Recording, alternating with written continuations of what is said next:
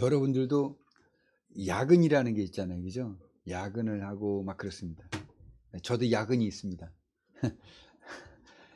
어제는 집에 돌아가면서 12시가 자정이 넘었어요. 자정이 넘어서 집에 돌아가는데, 그래도 일을 다 끝마쳤다고 생각하니까 마음이 편하더라고요.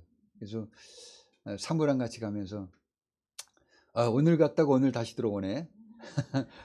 그러면서 이제 집에 갔다가 지금 한 5시간 자고 지금 이렇게 교회에 다시 출근했습니다. 여러분들은 어떻습니까? 여러분들도 지친 육체를 이끌고 이곳에 와 있습니까? 아니면 은혜 충만하여 성령 충만하여 여기 와 있습니까? 성령 충만하여 와 있습니다. 그렇습니까? 할렐루야. 감사합니다. 자, 여러분들이 정말 내적인 변화가 일어난 성령 충만하신 분들이고, 이면적 그리스도인이 아니라 내면적 그리스도인들입니다. 양자의 영을 받으신 하나님의 자녀 되신 것을 정말 축복 드립니다. 자, 신명기 6장 5절에는 예수님께서 가장 큰 계명으로 인용하신 말씀이 있어요. 예수님도 이 말씀을 하셨지만은, 너는 마음을 다하고 뜻을 다하고 힘을 다하여 내 하나님 여호와를 사랑하라, 이 말씀입니다. 하나님을 진심으로 사랑하고 하나님의 말씀에 순종하려면 내적 태도의 변화가 일어나야 합니다. 이 내적 태도의 변화가 일어나도록 모세는 이렇게 말했습니다. 그러므로 너희는 마음의 할례를 행하고 다시는 목을 곧게 하지 말라. 너희는 마음의 할례를 행하고 다시는 목을 곧게 하지 말라. 이렇게 말했습니다. 바울 사도는 오직 이면적 유대인이 유대인이며 할례는 마음에 할지니 영에 있고 율법 조문에 있지 아니한 것이라, 이렇게 말씀하면서 참 할례는 마음의 할례라고 하셨어요. 우리가 완악한 마음, 순종하지 않는 마음, 우리의 굳어 있는 마음을 가지고는 하나님의 뜻대로 살아가고 하나님의 일을 전혀 할 수가 없습니다. 요한사도도 요한일서 5장 3절에서 하나님을 사랑하는 것은 이것이니 우리가 그의 계명을 지키는 것이라. 그의 계명들은 무거운 것이 아니로다. 이렇게 말씀하셨습니다. 이 말씀의 본뜻은 하나님을 사랑하는 만큼 하나님과 시간을 보낼 수 있는 것이고, 하나님이 기뻐하시는 일을 할 수 있다라는 의미가 있는 것입니다. 여러분들은 그리스도의 영을 받은 사람들입니다. 여러분 안에 성령께서 여러분이 하나님의 자녀임을 친히 증거하고 계십니다. 이렇게 양자의 영을 받은 우리는 완악한 마음이 제거되고 하나님을 사랑하는 마음을 받게 되었습니다. 내적 태도의 변화가 일어난 것입니다. 마음의 할례를 받은 것입니다. 이 내적 태도의 변화가 일어난, 즉 마음의 할례를 받은 사람인지를 알 수 있는 방법은 바로 성령 충만과 그리고 그 열매를 보고 알 수가 있습니다. 여러분 정말 하나님을 사랑하십니까? 하나님을 사랑하는 성도에게서는 자원하는 마음을 가지고 적극적으로 하나님의 뜻대로 살아가고 하나님의 일을 하고 하나님을 전적으로 따르는 모습을 볼 수가 있습니다. 자, 우리가 지난 시간에 바로의 완악함을 배웠습니다. 바로가 완악했기 때문에 그가 받을 멸망을 앞당기게 되었어요. 바로는 전혀 하나님을 사랑하지 않았습니다. 하나님은 이 바로에 순종하지 않는 태도, 곧 완악함을 통해서 하나님의 능력을 보이고 하나님의 이름이 온 땅에 전파되어지도록 하셨습니다. 하나님께서는 악인을 사용해서라도 하나님의 영광을 드러내실 수 있다는 것입니다. 그렇다면 바로는 이방인이었어요. 그렇다면은 하나님의 백성들이 완악하면 어떤 일이 일어날까요? 시편 106편에서는 이스라엘의 불순종과 원망이 어떤 결과를 가져왔는지에 대해서 알려주고 있습니다. 광야에서 하나님께서 베풀어 주신 은혜를 받아들이지 않고 감사하지 않고 도리어 그 은혜를 잊어버리고 원망과 불평으로 마음을 강팍하게 한 이스라엘 백성들의 그 결과에 대해서 성경은 이렇게 기록하고 있습니다. 시편 106편 13절에서 15절 말씀입니다. 그러나 그들은 그가 행하신 일을 곧 잊어버리며 그의 가르침을 기다리지 아니하고 광야에서 욕심을 크게 내며 사막에서 하나님을 시험하였도다. 그러므로 여호와께서는 그들이 요구한 것을 그들에게 주셨을지라도 그들의 영혼은 쇠약하게 하셨도다. 하나님의 은혜를 잊어버리며 하나님의 가르침과 하나님의 말씀에 순종하지 않았던 이스라엘, 오히려 하나님을 자신의 도구로 여기며 그래서 자신들의 요구를 만족시켜 주나 안 주시나 끊임없이 하나님을 시험하면서 하나님께서 베풀어 주신 그 은혜는 받아들이지 않고 감사하지도 않고 도리어 그 은혜를 잊어버리고 원망과 불평으로 마음을 강팍하게 하여 이 세상에 욕심을 내며 자신의 피로만을 집착하고 요구하였던 이스라엘, 그 결과가 무엇입니까? 하나님께서는 그들이 요구한 것을 주셨어요. 그러나 그들이 요구한 것을 받았을지라도 도리어 그들의 영혼은 쇠약하게 하셨다고 합니다. 왜 쇠약해졌을까요? 왜 그들의 영혼은 피폐해졌을까요? 하나님께서 그들의 요구를 주셨을지라도 분노와 저주로서 주셨기 때문입니다.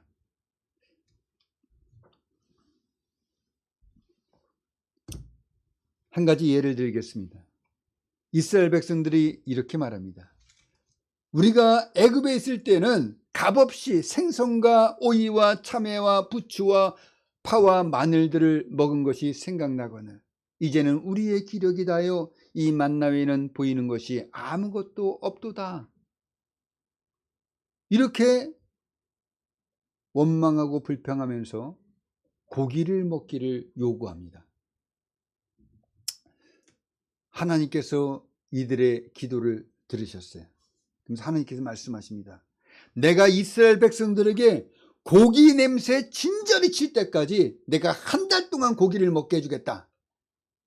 그리고 메추라기를 몰아서 이스라엘 진영 사방에 겹겹이 쌓이도록 내려주십니다.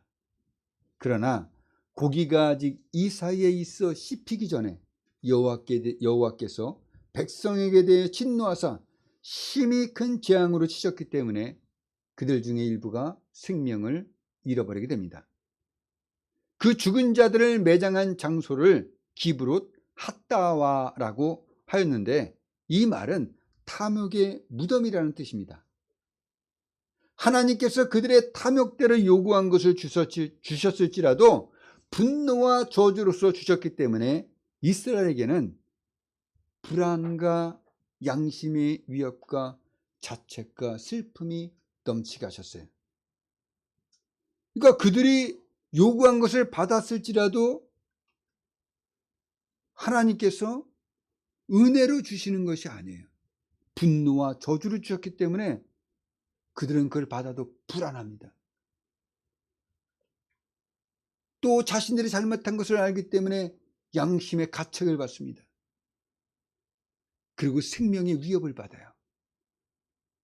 그리고 자신들의 잘못한 것은 자책, 이런 것들, 또 자신들의 가족과 가까운 사람들을 잃어버린 슬픔, 이런 것들이 넘쳐나게 하셨습니다.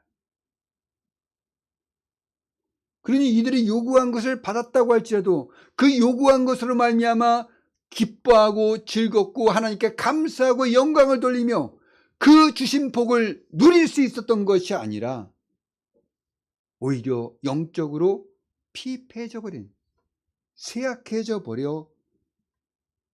버렸습니다. 사람들이 자기의 욕심을 이루며 성공했다고 하지만 그 마음이 더 강팍해지고 무감각하며 사나워지는 이유를 아시겠습니까? 하나님의 은혜를 받았지만은 하나님의 복을 받았다고 말하지만은 하나님께서 내 기도를 들으셨다고 말하지만은 그러나 그 마음 속에는 하나님의 은혜에 대한 감사와 하나님께 영광 돌리고자 하는 마음, 그리고 그 복을 누리고자 하는 기쁨과 즐거움이 아니라 오히려 인색하고 무정하며 그리고 감사치 아니하고 도리어 자기의 영광으로 자기의 자랑으로 돌릴 뿐만 아니라 아직 받지 못한 것에 더 탐욕을 내며 나보다 더 많은 것들을 소유한 자를 보며 그들처럼 누리기를 원하는 식지 않는 탐욕이 일어나는 것, 이것은 바로 그 사람을 하나님께서 강팍하게 하셨기 때문이라는 것입니다. 하나님이 그들의 요구한 것을 주셨지만은 하나님께서 분노와 저주로 주셨기 때문에 그들이 그것을 받았다 할지라도 그것을 기쁨과 즐거움으로, 정말 평안함으로, 안식으로 그들이 누릴 수 있는 것으로 받지 못한다는 것입니다. 또 다른 하나는 이스라엘의 영혼이 쇠약하게 된 또 다른 하나의 이유는, 그렇다면 하나님의 그 영혼들을 쇠약하게 하셨냐? 이렇게 하나님의 책임이라고 말하는 것 같지만 사실은 세상적이고 육체적인 욕망과 그리고 자신의 식욕을 위해 애쓰고 사람들에게 잘 보이고 자신의 인기를 얻기 위해서 애쓰며 골몰하던 사람들의 말로가 공허하고 쇠약해지며 파래해지며 비참하고 고통스럽기 마련이라는 것입니다. 스스로 자기의 무덤을 파는 것이라는 것입니다. 우리는 아버지의 재산을 절반이나 가지고 아버지를 피해 다른 나라로 가서 사람들에게 인기 있는 생활을 하던 둘째 아들이 돈도 떨어지고 때마침 가뭄이 들어 먹을 것이 없어졌을 때 자신이 친구라고 여기던 그 친구조차도 외면하고 돼지가 먹는 지엽 열매조차도 먹지 못하는 비참한 생활에 빠진 데서 영적으로 실패하면 모든 것이 무익하게 되어버린다는 것을 이 둘째 아들의 실패를 통해서 알 수가 있는 것입니다.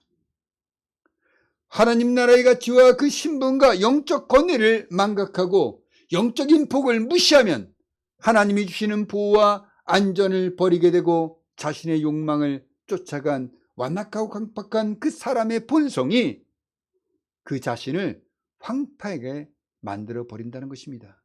그 자신의 영혼을 쇠약하게 만들어 버린다는 것입니다. 우리는 악을 보면서 하나님은 왜 저런 악을 가만히 내버려 두시나 하는 생각에 잠길 때가 있습니다. 그러나 이런 생각은 오히려 하나님께서 악을 조정하시는 것으로 잘못 이해하게 될 때가 많이 있습니다. 그래서 많은 사람들이 자신의 탓이 아니라 하나님의 탓이라고 말합니다. 그러나 하나님은 결코 악을 행하도록 부추기거나 또한 악을 행하도록 조장하시는 분이 아니십니다. 하나님은 거룩하시며 죄가 없으신 분이십니다. 많은 사람들이 하나님을 오해하는 그 이유가 뭐냐? 마치 자신들에게 자유의지가 있는 것처럼 생각하기 때문입니다. 그래서 자신의 자유의지로 나는 선도 행하고 좋은 일도 행하고 이랬는데 나보다 더 악하게 사는 저 사람은 왜 잘 됩니까? 이렇게 생각한다는 것이죠. 그러니까 사람들은 자신의 자유의지로 선도 행하고 악도 행하고 이렇게 살아간다 이해하고 있지만은 사실은 사람에게는 자유의지가 없다는 거예요. 왜냐? 아담이 타락한 것을 생각해 보세요. 그리고 아담의 후예들이 모두 아담과 같은 죄를 지니고 태어난다는 것을 생각해 보세요. 죄를 지니고 태어난 그 사람이 어떻게 자기의 자유의지로 선과 악을 택할 수가 있습니까? 그들이 태어날 때부터 죄를 품고 태어나기 때문에 모든 인간은 죄를 지향하며 살아가도록 되어져 있습니다. 죄 지으면서 죄 가운데 살다가 죽어가는 거예요. 이런 세상 속에서 하나님께서 그나마 죄를 통제하고 조절하고 계시기 때문에 이 세상이 더 악하게 되어지지 않고 그나마 이렇게 우리가 살아갈 수 있는 환경이 되어져 있는 것이지, 사람 그 자체가 무슨 자유의지를 갖고 선을 행하고 악을 행할 수가 있습니까? 하나님께서 죄 상태에 빠져 있는 이 세상에 죄에 대해서 한계와 제한을 두고 계시기 때문에 이 세상이 이렇게라도 안전하고 평온하게 살아가고 있는 거예요. 질서 있는 것처럼 보이는 것입니다. 만일 하나님께서 죄의 한계를, 제한을 통제하시지 않는다면 이 세상 전체가 다 혼란에 빠져 있을 것입니다. 죄인으로 태어난 사람들이 할 수 있는 게 무엇이겠습니까? 죄밖에 더 있겠습니까? 생각해 보십시오. 지옥에 누가 갑니까? 죄인들이 갑니다. 그러면 그 지옥에서 죄악을 즐기던 그 영혼들만이 존재하게 되는데 그들이 어떻게 살아갈까를 한번 생각해 보세요. 끔찍한 광경이 벌어지는 것입니다. 만약에 하나님께서 이 세상을 죄 가운데 버려 두셨다라면 이 세상은 지옥과 같은 상태에 빠져 있었을 것입니다.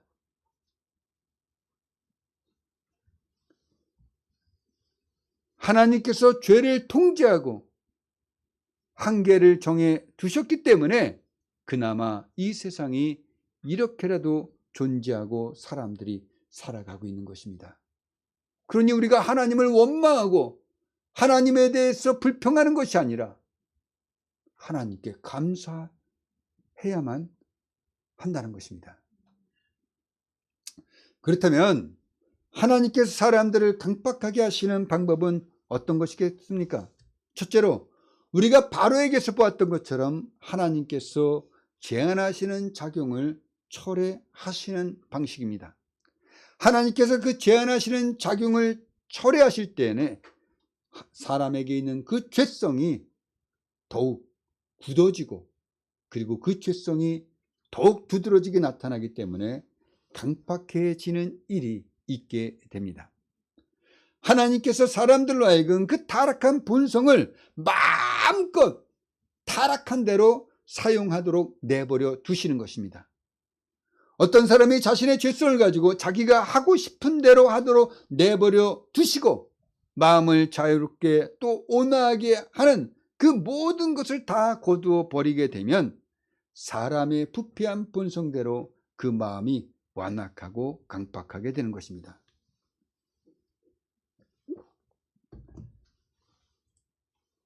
제가 옛날에 직장할 때 직장 생활하는 것이 얼마나 참 힘들고 그리고 고달픕니까? 사람들과의 관계에서 얼마나 어렵습니까? 저도 그런 직장 생활을 하다 보니까 마음이 굳어집니다. 옛날에는 슬픈 것을 보면 슬퍼하며 눈물이 흘려졌는데 슬픈 것을 봐도 눈물이 나오지 않아요. 마음이 딱딱하게 굳어졌어요. 교회 가서 맨날 하나님께 기도했습니다. 하나님, 제가 사랑할 수 있는 사람이 될 수 있도록 해주세요. 사랑할 수 있는 마음을 주세요. 이렇게 기도했어요. 어느 날 나에게 사랑이 깊게 들어왔어요. 이 사랑을 가지고 정말 마음껏 내가 그동안 하나님께 강구했던 이 사랑이 나에게 들어온 것을 보고 너무나 기뻤어요. 사랑의 눈으로 보니까 모든 것이 달라집니다. 그러나 죄인은 여전히 죄인이에요. 어느 날 그 사랑이 마치 내게서 일어난 것처럼 느껴지는 겁니다. 그래서 잠시 교만해졌어요. 하나님께 주신 그 사랑을 내게서 제거해 버렸을 때 제가 내 안에는 사막과 같은 것이 있는 것을 발견했어요. 내 안에는 선한 것이 하나도 없고 광야같이 메마르고 풀 한 폭이 자라나지 않는 그런 것이 바로 내 마음이었구나. 하나님이 사랑의 마음을 주셨기 때문에 내가 사랑을 할 수 있었구나 라는 것을 깨닫게 되었습니다. 여러분, 우리 인간들은 죄인입니다. 메마른 사막과 같은, 거기는 생명이 없는 그런 마음입니다. 그 죄인들이에요. 이런 것을 가지고 우리가 살아간다면 얼마나 삭막한 세상이 되겠습니까? 그러나 하나님께서 이 세상의 악을 제한해 놓고 한계를 정하시며 그리고 제재하시기 때문에 우리가 이렇게 평안하게 살 수 있다는 것을 여러분 아시길 바랍니다. 믿으시길 바랍니다. 그러니 원망하지 말고 불평하지 말고 이 세상을 이렇게라도 이끌고 나가시는 그 하나님의 은혜에 감사하시는 분들이 되시기를 예수님의 이름으로 축복드립니다. 하나님께서 사람들을 완악하게 하시는 두 번째 방법은 하나님의 긍휼과 자비와 은혜를 베풀어 주실 때 일어납니다. 마가복음 3장 1절에서 6절에서는 예수님께서 안식일에 한쪽 손 마른 사람을 고쳐주시는 내용이 있습니다. 바리새인과 헤롯 당원들은 예수님을 고발하기 위해서 안식일에 예수님이 한쪽 손 마른 사람을 고쳐주시는지 예수님을 주시하고 있었습니다. 여기서 주시하고 있다는 표현은 악인이 의인을 죽이기 위해서 기회를 엿보는 것을 말하는 것입니다. 자신을 죽이기 위해서 감시하고 있음을 알고 있음에도 불구하고 예수님은 손 마른 사람에게 한가운데 일어나라고 말씀하십니다. 그리고 바리새인과 헤롯 당원들을 향하여 이렇게 물어보십니다. 안식일에 선을 행하는 것과 악을 행하는 것, 생명을 구하는 것과 죽이는 것, 어느 것이 옳으냐? 예수님의 이 질문 속에 담겨있는 속뜻은 안식일에 지금 내가 손 마른 사람을 지금 고쳐주는 것은 선을 행하는 것이다. 너희들이 지금 내가 이 손 마른 사람을 고쳐주면 나를 죽이려고 하는데 이것은 악을 행하는 것이다. 그리고 지금 내가 생명을 구하려고 하는 것과 너희들이 지금 고치지 못하게 죽이려고 하는 것, 어느 것이 옳으냐? 이렇게 물어보신 거예요. 손 마른 자를 고치는 것이 선을 행하는 것이고 생명을 구하는 일입니다. 반대로 손 마른 사람을 고치지 않도록 하는 것, 이것이 악을 행하는 것이고 생명을 죽이는 일이 되는 것입니다. 바리새인들도 생명을 구하기 위해서는 안식일에 일을 할 수 있다는 것을 알고 있었어요. 그러나 생명이 의급하지 않는 질병을 치료하는 행위는 율법적으로 안식일을 범하는 것이 됩니다. 그러니까 손 마른 사람은 당장 치료하지 않으면 생명이 위태로운 병이 아니에요. 목숨이 당장 위태롭지 않은 사람을 치료해 주는 것, 이것도 생명을 살리는 일이며 선을 행하는 일이라고 예수님은 지금 말씀하고 있는 것입니다. 사탄에게 매여 있는 사람을 한시라도 빨리 그 매임에서 푸는 것이 합당하다는 것이 예수님의 뜻이에요. 근데 바리새인과 헤롯 당원은 예수님의 질문에 어떻게 했습니까? 잠잠했습니다. 잠잠했어요. 왜 예수님의 질문에 잠잠했을까요? 만약에 예수님의 질문에 대답을 한다면 그 대답은 무엇이든지 자신들을 궁지에 몰아넣는 것이 되는 거예요. 그러니까 잠잠할 수밖에 없는 거예요. 이 바리새인들과 헤롯 당원들이 잠잠하니까 예수님께서 하신 태도가 마가복음 3장 5절에 기록되어 있습니다. 그들의 마음의 완악함을 탄식하사 노하심으로 그들을 둘러보시고 그 사람에게 이르시되 내 손을 내밀라 하시니 내밀매 그 손이 회복되었더라. 여기서 그들의 마음이 완악함을 탄식하사, 이 말씀에서 마음의 완악함은 출애굽기에 나오는 애굽의 바로의 완악함과 출애굽 이후의 광야에서 40년간 하나님의 마음을 근심하게 했던 이스라엘 백성의 완악함과 닮은 것입니다. 하나님께서 바로의 완악함에 대해서 10가지 재앙과 홍해의 물로 심판하시고 이스라엘 백성도 40년간 광야를 방황하게 하셨던 것처럼 예수님도 그들을 향해서 진노하셨던 거예요. 그럼에도 불구하고 바리새인들과 헤롯 당원들은 나가서 어떡합니까? 예수님을 어떻게 하면 죽일까 모의했다고 성경에는 기록되어 있습니다. 그들의 완악함은 멈추지 않는 것입니다. 죄의 본질은 죄를 향하여 치닫는 것입니다. 우리 주님의 가르침 속에 들어있는 긍을, 그 손마른 사람을 불쌍히 여기시는 그 마음, 그리고 은혜를 베풀고자 하는 그 자비하심, 그리고 그 선을 행하며 살리는 일을 하시는 그 예수님을 죽이기 위해서 예수님이 손마른 자를 고치시는가 주시하는 그 완악한 자들,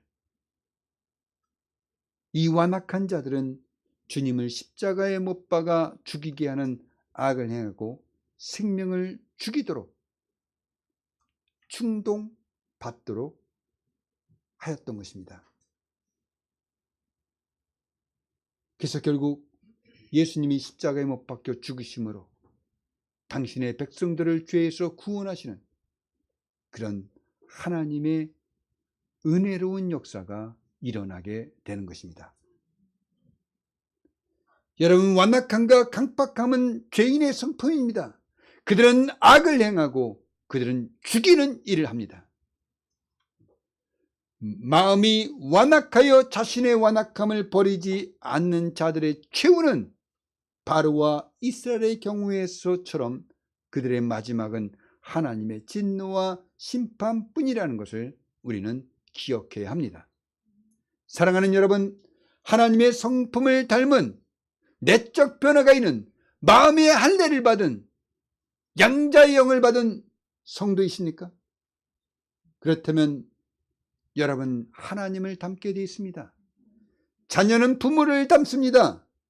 우리가 영적으로 거듭나서 하나님의 자녀가 되었으니 하나님의 성품을 닮는 것은 당연합니다. 자녀는 부모가 하는 행동을 닮습니다. 우리가 하나님의 자녀라면 하나님이 하시는 행동을 따라 본받게 되어 있습니다. 하나님의 성품을 닮는 것, 하나님이 하시는 일을 본받는 것, 이것이 내적 변화가 일어난 성령 충만한 성도의 인격이 되는 것입니다. 우리 성도들도 우리가 하나님의 자비와 긍휼과 은혜를 베풀며 선한 일을 행할 때 우리를 악하게 바라보고 비방하며 험담하며 자신들의 악을 멈추지 않으며 인격을 죽이는 일을 행하는 그런 사람들을 왕왕 경험하게 됩니다. 여러분, 두려워하지 마십시오. 그리스도와 하나님의 일을 하는 사람들을 대적하는 것은 곧 하나님을 대적하는 것이 됩니다. 사도행전 5장에 보면 사도들을 죽이려 갑니다. 그러자 바리새인 율법교사로서 모든 백성에게 존경을 받는 가말리엘이 그 공회 중에 일어나 말합니다. 이스라엘 사람들아, 너희가 이 사람들에 대하여 어떻게 하려는지 조심하라. 이전에 드다가 일어나 스스로 선전하며 사람이 약 400명이나 따르더니 그가 죽임을 당하며 따르던 모든 사람들이 흩어져 버렸고, 그 호적할 때 갈릴리 유다가 일어나 백성을 끼어 따르게 하다가 그도 망한즉 따르던 모든 사람들이 흩어졌느니라. 이제 내가 너에게 말하노니 이 사람들을 상관하지 말고 버려두라. 이 사상과 이 소행이 사람으로부터 났으면 무너질 것이요, 만일 하나님께로부터 났으면 너희가 그들을 무너뜨릴 수 없겠고 도리어 하나님을 대적하는 자가 될까 하노라. 맞습니다. 하나님의 일을 하는 자를 대적하는 것은 하나님을 대적하는 것입니다. 성경이 이 사실을 분명하게 말씀해주고 있습니다. 애굽의 바로뿐만 아니라 하나님을 대적하던 사울왕 아방, 아각 사람으로 함무다다의 아들 하만의 예를 보더라도 하나님을 대적하는 자들의 최후가 얼마나 비참했는지를 우리가 분명하게 알 수가 있습니다. 반면에 하나님의 일을 도운 여리고의 라합, 엘리야에게 떡을 만들어준 사르밧 가부, 예수 그리스도를 잉태한 마리아가 받은 복된 이야기를 생각해 보십시오. 라합은 자신의 가족 모두의 생명을 살렸고 예수 그리스도의 족보에 올라가는 복을 받게 됩니다.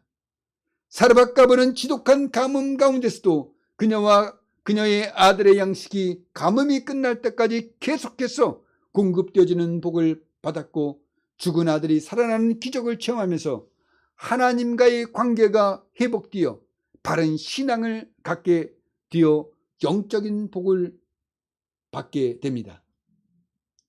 이 밖에도 모르드게가 받은 복, 또 그가 이뤄낸 영적인 위대성을 생각해 보십시오. 예레미야, 다니엘 같은 인물들을 살펴보시기를 바랍니다. 그들은 환난과 자신의 생명의 위협 속에서도 하나님으로부터 보호받았으며 신과 같은 존재였던 왕들로부터도 존경을 받고 귀하게 쓰임을 받게 됩니다. 인류의 긴 역사 속에서 하나님께서는 이렇게 일을 해 오셨습니다. 우리의 믿음의 선배들도 성경의 이야기처럼 이런 경험을 해왔습니다. 하나님께서는 어떤 사람들에게는 마음을 완강케 하는 일이 일어나도록 내버려 두심으로 마침내 모든 일이 완전히 실패하거나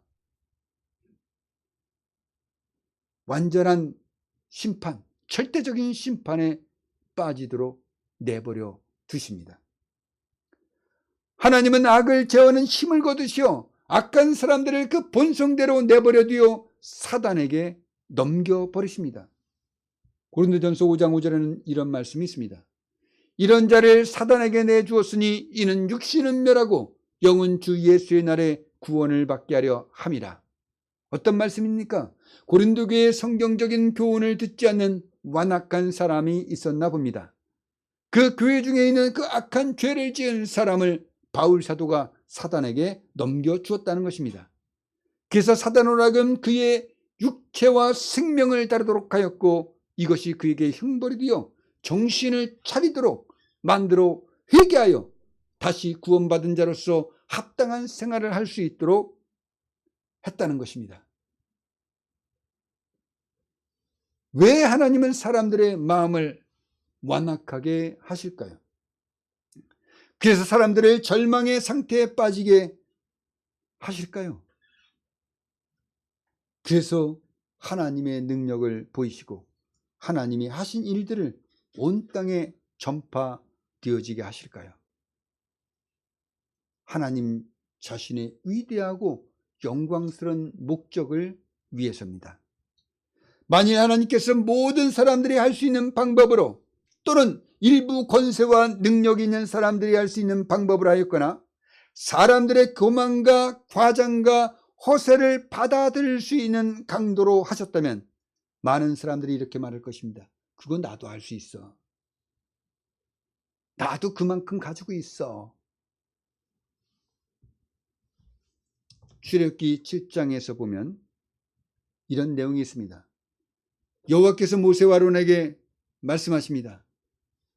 자, 너희가 바로에게 가서 이적을 보이라. 그래서 모세가 갖고 있는 아론이 갖고 있는 지팡이를 들어서 바로 앞에 던져라. 그러면 그것이 뱀이 될 것이다. 그러니까 모세와 아론이 바로에 가서 여호와께서 명령하신 대로 아론이 바로와 그의 신 앞에서 지팡이를 던집니다. 그러니까 뱀이 됩니다. 바로도 자신의 주위에 사람들이 많아요. 그러니까 현인들과 마술사들을 부릅니다. 그 애굽의 요술사들도 그들의 요술로 똑같이 지팡이를 던짐에 뱀이 되어버립니다. 봐, 우리도 그런 거 할 수 있어. 우리도 능력 있어. 까짓 그런 거 갖고 나와서 나한테 협상을 하려고 그래? 으쓱해졌을 것입니다. 그런데 어떻게 합니까? 아론의 지팡이가 변하여 뱀이 된 그 뱀이 요술사들이 만든 그 뱀을 어떻게 합니까? 네, 삼켜버립니다. 애굽 요술사들도 자기들의 요술로 뱀으로 만드는 이적을 보였지만 아론의 지팡이가 요술사들의 지팡이를 삼켜버리므로 애굽의 우상숭배와 마술이 하나님의 권능 아래 있음을 확실하게, 분명하게, 명확하게 보여주는 사건이 되어버립니다. 즉 하나님의 영광이 나타나는 거예요. 마찬가지입니다. 많은 교만하고 완악하며 지혜와 권세와 부를 가진 사람들, 또는 귀신의 종인 무당과 점치는 자들, 그리고 요술사들이 자신도 할 수 있다고 말할 수 있기 때문에 하나님은 하나님만이 하실 수 있는, 그리고 하나님밖에 할 수 없는 능력을 행하시며 하나님이 하신 일들을 모든 사람들이 알도록 하신다는 것입니다. 이렇게 하나님은 자신의 목적을 분명히 드러내므로 하나님의 영광을 나타내십니다. 사랑하는 여러분, 우리는 하나님께 불복종하는 완고한 마음을 붙들고 살지 맙시다. 그러기 위해서 우리 자신이 어떤 일을 했다고 말하기보다는 하나님이 우리에게 은혜를 베풀어 주신 일에 대해서 감사합시다. 하나님께서 하신 일을 하나님께서 하셨다고, 그리고 하나님이 하신 일이 자신에게 은혜이며 공급이시며 채우시며 보호하신, 그리고 높여주신 일이라고 고백하며 감사합시다. 모든 것이 하나님의 은혜라고 입에 달고 할례 받은 마음으로 고백하며 삽시다. 그리고 내가 기도했다고, 내가 전도했다는 이런 식으로 말하지 맙시다. 기도 응답은 하나님이 주시는 것이고, 전도의 열매는 하나님의 택하심과 성령께서 각성케 하시고 그리스도의 복음을 받아들이게 하신 결과로 되어지는 것입니다. 그리고 육체의 필요를 위한 탐심에 빠지지 맙시다. 탐심은 우상 숭배라고 성경은 가르치고 있습니다. 원망하지 말고 불평하지 말고 무엇이든지 기도하고 구하는 것은 받은 줄로 믿으라. 그리하면 너에게 그대로 되리라는 이 말씀대로 어려울 때나 필요할 때나 궁핍할 때나 우리의 모든 것들을 채우시는 하나님께 믿음을 가지고 도움을 구합시다. 그리고 주의 일에 대적하지 맙시다. 자신의 세력을 믿고 자신의 능력을 믿고 하나님의 뜻을 대적한 고라를 지지한 250명은 지옥의 불에 떨어져 버렸습니다. 또 하나님이 하신 일에 불만을 드러내며 모세와 아론을 원망하며 이르되 너희가 여호와의 백성을 죽였도다. 이렇게 말한 사람들 때문에 연병이 시작되어 14,700명이 죽게 됩니다. 하나님의 일에 완악한 마음을 가지고 대적하지 맙시다. 하나님이 어떤 일을 하셨든 간에 그것은 하나님이 주권을 가지고 행하신 일입니다. 하나님이 하신 일이에요. 하나님을 대적하면 그 누가 살 수 있으며 그 영혼이 어디서 안식을 얻을 수 있겠습니까? 누구로부터 최종적인 도움을 받으며 보호받을 수 있겠습니까?